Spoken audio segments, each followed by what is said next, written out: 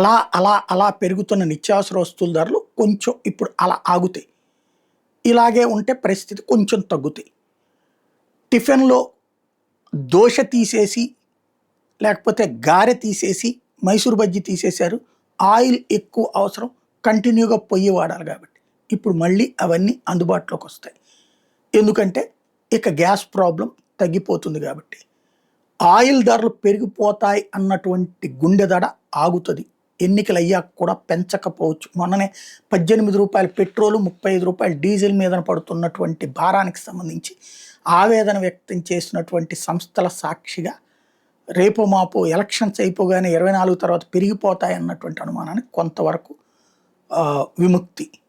అదే సందర్భంలో petrol, diesel, gas కొరత ఒక ఆస్పెక్ట్ అయితే తగ్గుతుందనేది, రెండో పక్కన మళ్ళీ అంతర్జాతీయ విమానయానం గాడిన పడుతుంది, వ్యాపార వాణిజ్యాలు గాడిన పడతాయి.